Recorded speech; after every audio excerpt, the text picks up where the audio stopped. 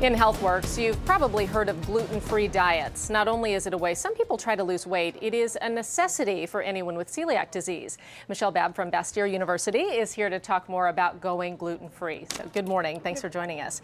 May is Celiac Awareness Month, so let's start just by talking about celiac. What is it for people who aren't familiar?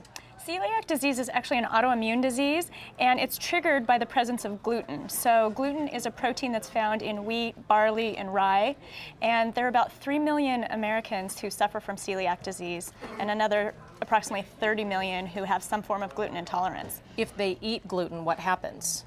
If a person who has celiac disease eats gluten, it actually sets off the alarm bells in the body, and the immune system actually sets off kind of a cascade of events that can do damage to the intestinal tract. So it's really important for people who have celiac or are gluten intolerant to avoid gluten altogether. Altogether, okay. And that can be hard to do because it is in many products.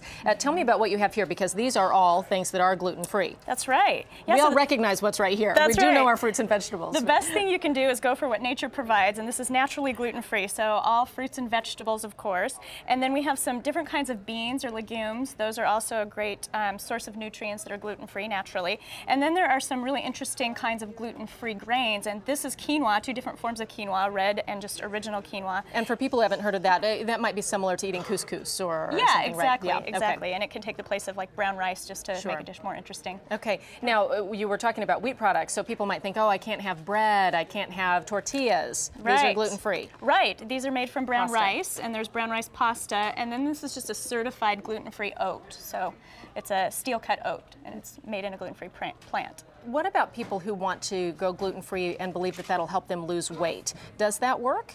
Yeah, well, it's interesting because I think the biggest mistake people make is just then to gravitate toward the processed gluten-free foods that still have a lot of sugar and additives and don't have a lot of nutritional value.